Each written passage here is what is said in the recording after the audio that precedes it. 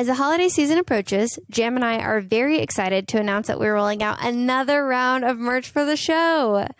We had a great response last time. There were several people who mentioned that they missed out, and we thought it would be perfect in case you know someone who would like this gift for the holiday season. Our classic logo stuff will be back, plus we have some new designs that were commissioned from friends and artists. There's even a special chemistry Christmas tree shirt that I'm really excited about. Part of the reason we're doing this is also to fundraise. So Melissa and I love making this show and want to do it for a lot longer. But currently we still have some annual fees that haven't been fully covered. Our goal with this merch campaign is that we'll be able to cover the costs of making the show for a whole another year. To check out our store, go to bonfire.com/store/chem4yourlife. That's Chem, F-O-R, your life. Or you can check out the link in our show notes, on our website, or in our social media bio. The last day to buy anything from our store is November 30th. We're doing our best to make sure everyone gets their stuff by the upcoming holidays. So go check it out and help us share chemistry with even more people. And now, on to the show.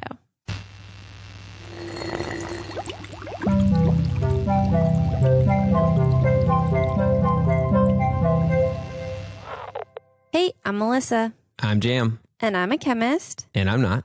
And welcome to Chemistry for Your Life. The podcast helps you understand the chemistry of your everyday life. Jam, happy Thanksgiving. Yes, happy Thanksgiving. By the time people are hearing this, we are on Thanksgiving Day. Yeah, that's right. It's Thanksgiving Day, so happy Thanksgiving to all of you. Happy United States Thanksgiving. It's not Thanksgiving for everyone everywhere, but it is for us here in the States. Yes. Isn't that kind of weird? It's like one of those things that is so easy to forget, us being in the U.S. and just not realizing that, oh yeah, everywhere else has their own thing. They don't have to do what we do. They can. Yeah, other cool places. Stuff. Other places go straight into Christmas right after Halloween, and that's what I'm doing this year too. So I don't care about Thanksgiving. It's a COVID Thanksgiving. Nothing's exciting this year. Oh man! But we do have one exciting thing. Very much so.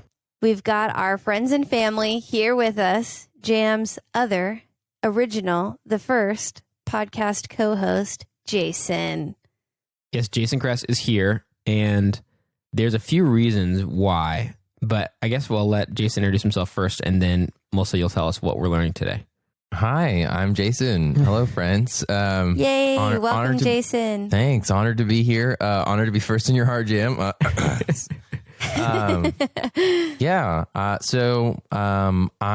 started a podcast with Jam called Podcast for Your Life.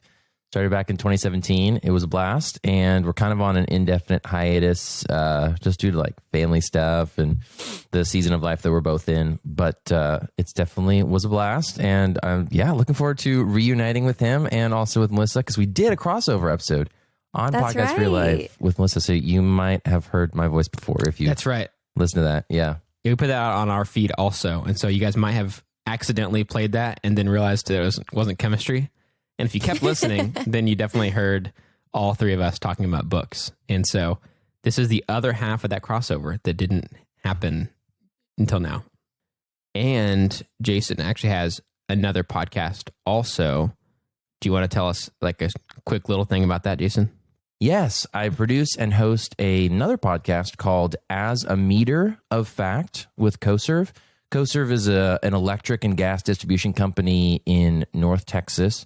So if you live in the area, you may have heard of them. You might even have them for your energy provider. But yeah, we talk about some fun stuff, a little bit of science, a little bit of local stories, a little bit of other fun antics. And we try to keep it light. So it's really easy to kind of dig into electricity and gas and all the science behind it. But we're like, we gotta make sure that we're making this easy to understand for like your average person versus the technical folks. So yeah, absolutely. Wow, that is so cool. Yeah, and that's like very much in the vein of what we try to accomplish here. So that's cool. It's cool to have you on for multiple reasons.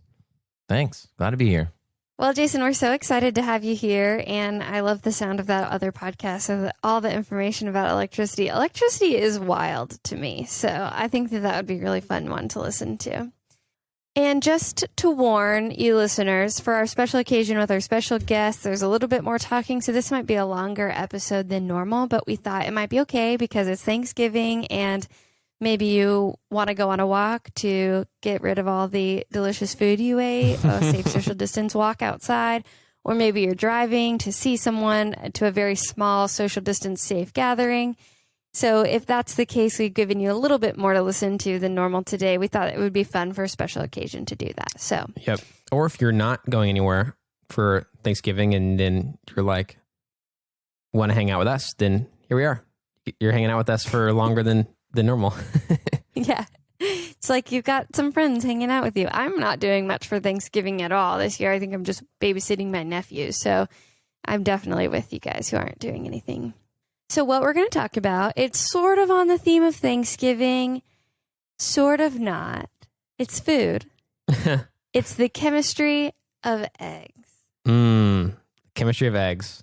One of the wonders of the world. Specifically, what happens when you cook eggs? Why does it go from slimy, clear, whatever, to white, solid something? Gosh, great question. Man, what a mystery.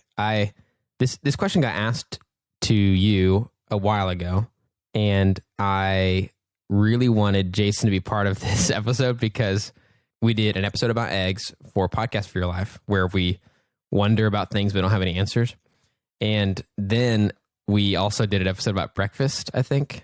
And a lot of egg talk happened. And another reason why, so that made me feel like, okay, Jason's got to be part of this. Most of my recorded egg-related conversations include Jason.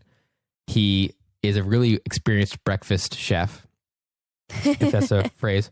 Thank you. And he has single-handedly made me the best omelet I have ever had in my entire life. Oh, That's high praise. Yeah, and I don't even really love eggs. Praise. So he kind of converted me and made me fall in love with this food all at once. And then set the bar really high, and so I don't really want to get omelets places if I can't have any like expectation that it might be kind of as good as Jason's omelet. You can pay me Jason. $10 for an omelet. That's fine. Like, I'll make you anytime. I really should. I mean, like, it's been probably a year and a half, or if not more, since you made that for me. And so, actually, probably 2.5 years almost. It's probably been 2.5 years since I've had it. So that was probably the last time. Now, So- Jason, do you have a secret, or is it just intuition and skill just comes natural? I'm just really good at following recipes. I think that's what it comes down to. That's my secret, because it wasn't my original recipe. It was a recipe from some fitness diet, and it's just an omelet with like Parmesan cheese, tomatoes, and basil, a little bit of Oh, garlic. yeah, that sounds amazing. It's kind of like it's like a margarita omelet almost. So kind of cool. And what's funny is about omelets, I do enjoy them, but I actually prefer my eggs with a runny yolk. Like across the board. So I'm looking forward to learning about why they taste so good and why they're so weird at the same time. I've been really into these scramble bowls with some potatoes and cheese and eggs that are just slightly runny lately. So I'm with you, Jason. That's hot pile. I think that's what it's called, right? Yes. I have no idea. That's what we talked about in the, I think, eggs or breakfast episode was, hash browns, actually. We've had a lot of breakfast-related episodes for Podcast for Your Life, but hot pile is one of the phrases I used for that kind of breakfast. I didn't realize how much we talked about breakfast. Okay, wow. Okay, well, let's talk about the chemistry of eggs. And cooking eggs is really chock full of chemistry and, I would say, biochemistry. Just to give a little caveat, this is a chemist version, not a biochemist version. So it's coming from that perspective.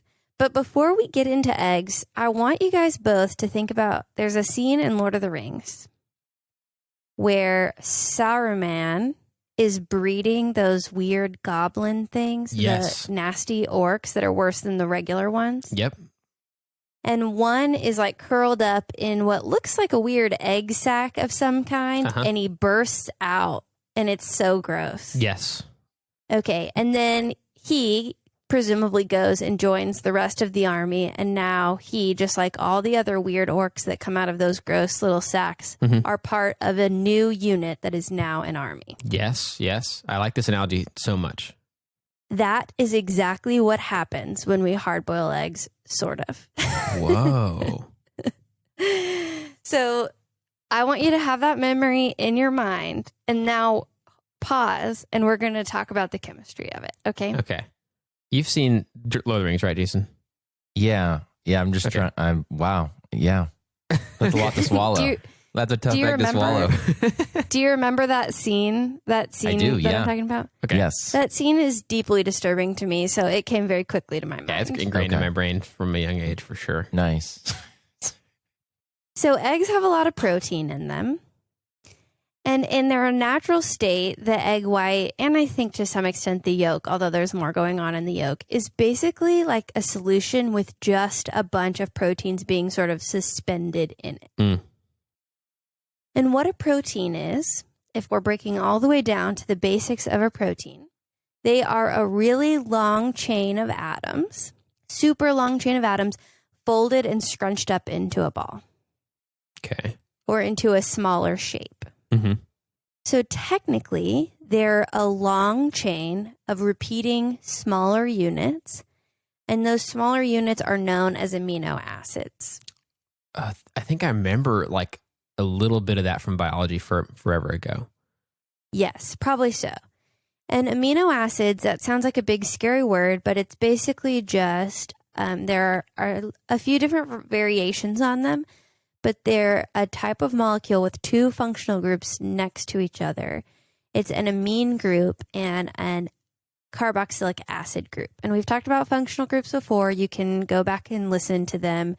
It doesn't matter a ton. Just know that they have these specific functions, and all amino acids have those present, and there are other things also on them. Okay. So amino acids bind together. So we have small repeating units of amino acids that are bonded together to make one long chain. Does that sound familiar? Like maybe something else we've learned about? Possibly? Yes. Does that sound familiar to you, Jason? No. Okay. So it sounds like it's a big thing made up of a lot of small things, or Yep. a big molecule made up of molecules, which would be a polymer. That's right. It's a polymer. Oh, nice. Proteins are polymers. It's one long chain made up of a bunch of small repeating units. Okay, sweet. So it's a polymer. So we've talked about polymers a lot. Jason, I feel like you've maybe been around for some of these. I don't know 100%. So if you haven't listened to any of our episodes, this is your first time, or if you just want to refresh on polymers, some episodes where we go in depth on what polymers are is the Teflon episode, the cast iron episode. We talk about it a lot in plastics, and we even talk about it in the episode about how diapers absorb liquid. So polymers are everywhere. But in this case, the polymer has a lot of intermolecular forces. And all intermolecular forces we've talked about that a lot in the past as well. All intermolecular forces are the forces that attract molecules towards each other without being a full bond. Does that make sense? You guys tracking with me? Yes. Great. So in this case, these intermolecular forces, I would almost call them intramolecular because they're within the same molecule, will be attracted to each other, and it can fold in on itself, similar to what we talked about, what happens with curly hair. Mm-hmm. So it can fold in on itself and make spirals, like it can make spirals like a spring, or that pasta that's all spirally, you know? Uh-huh. Or it can make what's called pleats, where it just goes back and forth, kind of like zigzags. So it can fold in on itself. And then it can fold in on itself even further to where it's almost crumpled up like a little ball. And that, I know, it's kind of crazy because there's a lot more that goes into it. They call that initial folding in, where it makes those spirals, a secondary structure. The bonds of the molecules themselves are primary structure. And then you also have tertiary and quaternary of how they fold in on themselves and maybe interact with other polymers.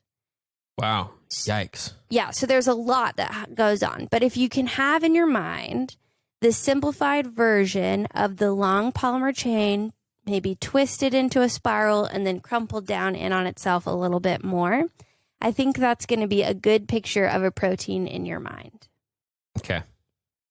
So I kind of think about if you have a string of spaghetti, and you know how cooked spaghetti can kind of stick to each other, can stick to itself.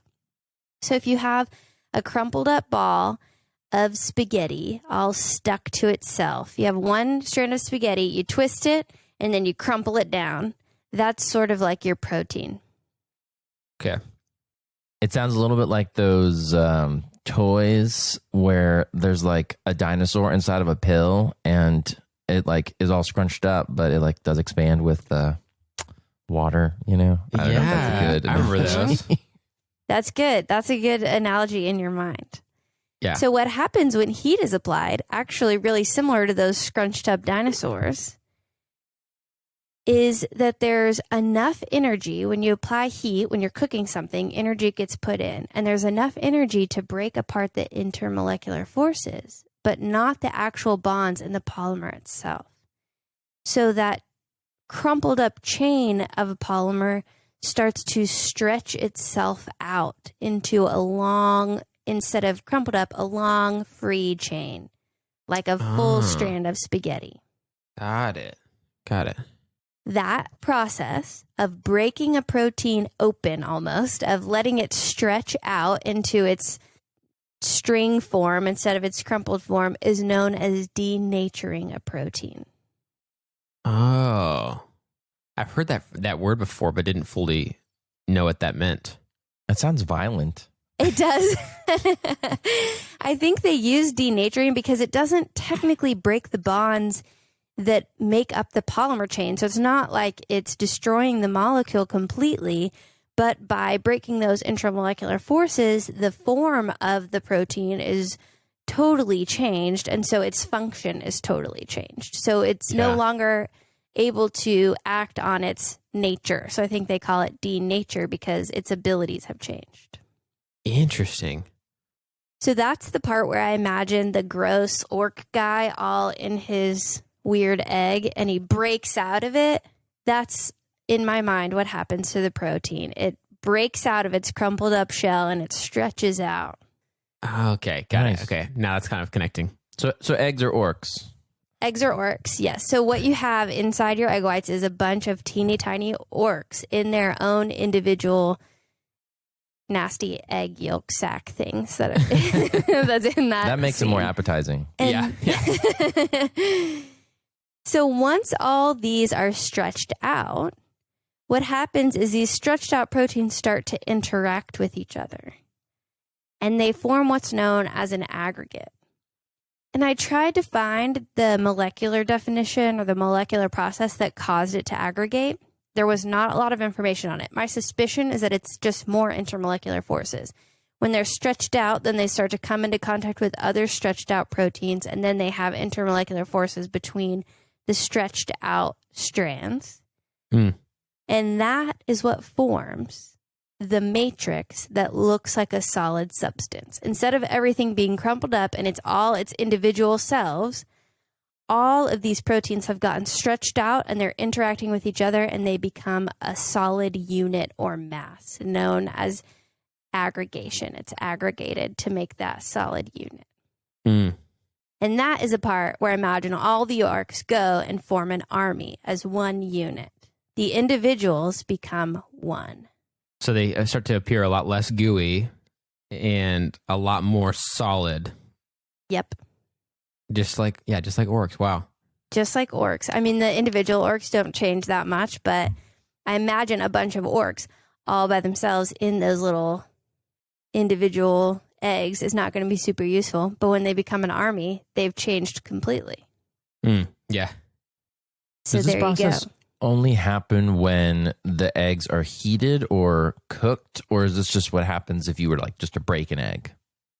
So I actually looked into that some, and I think you can denature proteins also with acids or some other things that will break the intermolecular forces. You basically just need energy or something that will interrupt and denature the protein. I don't know a lot about denaturing proteins though, because that is very much biochemistry and out of my sphere. I took a class on biochemistry in college and I learned actually about most of this from my biochemistry textbook, but I've not dug into proteins beyond that ever. That's a good question. I didn't think about that. Like, if there's a way to do the same thing without using heat, and then you could like instantly cook eggs. I think you would need some kind of energy or something that would interrupt those intermolecular forces.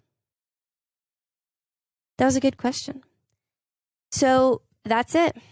That's what happens when we cook egg whites. The individual proteins stretch out, and then they basically come together to make a solid mass instead of being all individual units.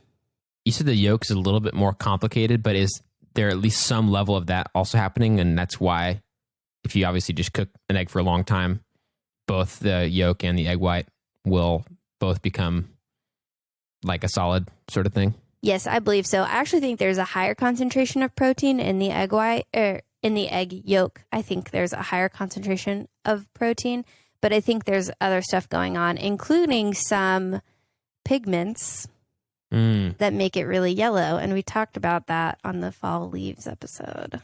Yeah. Dang, interesting. Yeah, wow. That's what happens when you cook eggs. You're denaturing proteins like a regular everyday biochemist. So I guess this wouldn't really address how there's so many different ways to cook eggs that kind of give a different consistency to the eggs. Mm-hmm. But other than just the fact that they all use heat and that energy allows it to denature the proteins, but it doesn't really tell us exactly why. Like, there's the consistency of eggs can be just so different from other times, I guess.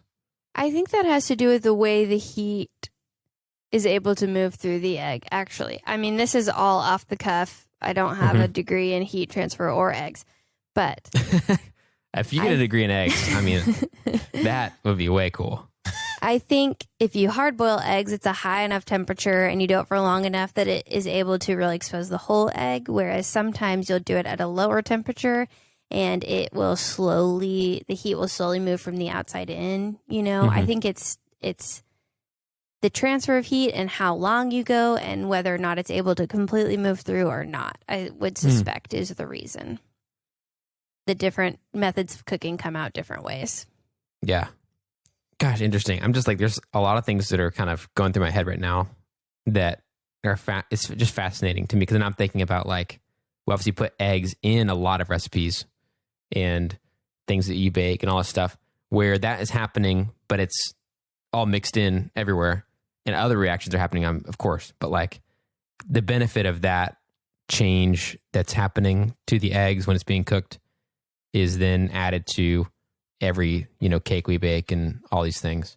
And there is some stuff, I have not fully looked into this, but I think there is something about the denaturing of proteins and the matrix that forms when you heat and whip egg whites, and that's what allows it to hold on to the air. But I only looked into classic cooking of an egg, not any of the other ways of messing with an egg. Yeah. I briefly saw that and thought, no, I'm saving that for another episode. Yeah, because there's so much that eggs do. Like, we have like a Great British Bake Off cookbook, and there's just like there's always like a different way to beat the eggs for a specific recipe. It's like, why can't I just do the same? Just mix it all together.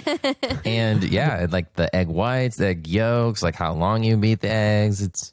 It's fascinating. Eggs are very versatile things. They're a versatile group of molecules. I'll say that. They are very impressive at how those orcs, man, they've moved on past like fighting for Sauron, and they're doing some crazy stuff in the kitchen. So props to them. All right. Well, Jason, do you want to try to take a stab at Jam's normal job and tell that back to me in your own words? About it's what kind of eggs a lot are? of pressure for your first time on our show, but I believe in you because you have a history of podcasting about eggs. Thanks. Yeah, very experienced. All right, I'll take a crack at this, even though it feels a lot like I'm back in college. Pop quiz. Take a crack at this. Did you hear that? Take a crack at it. Got me good. Man, I don't even try with those buds. I think that eggs are a dense group of proteins that are somehow also polymers, which explains a lot of their interesting makeup. And basically what happens when the egg is cooked is the long chain of orcs expands and spreads out, and then they all kind of link arms together and stick together in this one cohesive thing. That is great. That was perfect. Yeah, that was I great. can take the rest of the day off. All right. That was good. Very succinct. I liked it. I thought of a analogy maybe to add to that, even though we don't really need one, but that I thought, especially for anyone who maybe hasn't seen Lord of the Rings, that I thought something that might be at least a little bit relatable to all of us. But I feel like I'm amazed at how Jason summarized that so fast. A lot of the... He's gunning for your job, Jam. Yeah. A lot of my explanations back are so lengthy, and I'm hemming and hawing about, like, if am I getting this right, and trying to think of a dumb analogy or whatever. But I definitely don't summarize it that well normally. I'm generally pretty good about keeping things succinct in general, so it's not about my knowledge of chemistry at all, actually. So, I'm actually more afraid that I leave something out, like, yeah, well, you missed something very important. Good try, though. So, I was thinking that as you're talking about the proteins being this like long string that is then tangled up and rolled up kind of in on itself, to me that sounded like the most relatable thing I have in my life like that is cables. So you've got your chargers, you've got your phone charger, your computer charger, your headphones, whatever else you got.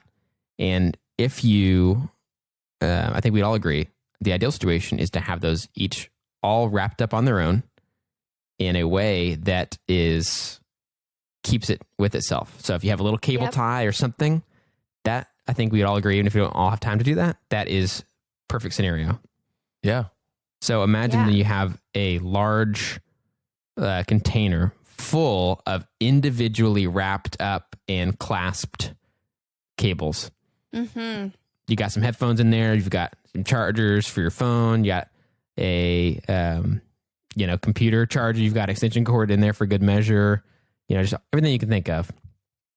And then imagine some way that you could just pump into that container, that storage container, some energy of some kind that just automatically unclasps all the cable ties and forces them all to unroll. And then how this happens when you go look through your storage container of cables. They are all tangled into a mess that is not so unlike the tangledness that sounds like the eggs experience once their proteins stretch out. I mean, this is basically every person's Christmas and holiday decorations experience when you go get those out of the attic. Truth. Eggs are a lot like Christmas lights. Yeah, they really are. Because if you have all of those rolled up separately, it's much easier to move and take it out, and it's no problem. But then when they're all interconnected, it is one mass, just like an egg white. An egg white is all easy to move and very malleable. And then when it becomes one tangled up mess, it's very stuck in that shape. That's a really good one. The only thing I would change on yours, Jam, would be they're probably all the same kind of cord. So I think a bunch of Christmas lights would be more accurate because it's the same protein, I think, over and over. So, but that was a good one. Both of those were really good. I like that. James was a seasonal one.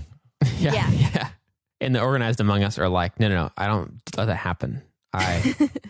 That doesn't happen. Eggs don't happen in my briefcase or backpack because I keep my cables organized. I think a lot of us are like, no, I pretty much always have some eggness happening in my bag. Oh, 100%. Right now, my headphones are tangled up with my computer charger. It's brutal. But on my old computer, I had this really nice thing that would organize the cable. Oh, It was yeah. beautiful. Yeah. Yeah. Yeah. Cool. Well, that's everything I have for you guys today. You did a great job of summing that up. That was really fun. Thanks. Normally, we wrap it up by saying something happy about our week. But instead, I'm going to go fully cliche and do the same thing we did last year and instead talk about each of us share something that we're thankful for before we wrap it up. Nice. Okay, Mom. Sounds good. Yeah, I'm definitely the mom of this group. Except, ironically, I'm the only one that doesn't have a child. Yeah. All right, before you jump in, I need to have a disclaimer about that. So my mom does ask this question at Thanksgiving every year, and my wife hates it. She's always like, she's kind of like a deep thinker. It takes her a while to think about things. And so for her, it's like, she's like, oh, I don't want to have these deep questions, after a big meal. Plus, I need time to think about this. And it's kind of like, the whole combination of being put on the spot and stuff. You need to prep her on the drive down to be thinking about I do. it then. She always knows it's coming. It's like, babe, they're going to ask the question. We gotta... Tell her to write it down on a note card so she can just pull it out and read it. She stands up and she's like, what I'm thankful for is life. Thank you. Yeah. So... Well, Jason, do you want to start us off as someone who's well practiced in answering this question? Sure. Yeah. This year and maybe this week, I think I'm especially thankful for dental care. I went to the dentist for the first time in probably a year because, 6 months was like, somewhere in March or something. So I couldn't go back then. So it's been a while. And just the fact that like we have that is really cool. Just the science behind good dental hygiene and how a lot of jobs do cover that is a gift. And for dentists that are knowledgeable is pretty cool. So, yeah. So thank you for helping me keep all my teeth to all the dentists I've ever had. That's great. That's a really good one. And lots of chemistry and dental care. So good job.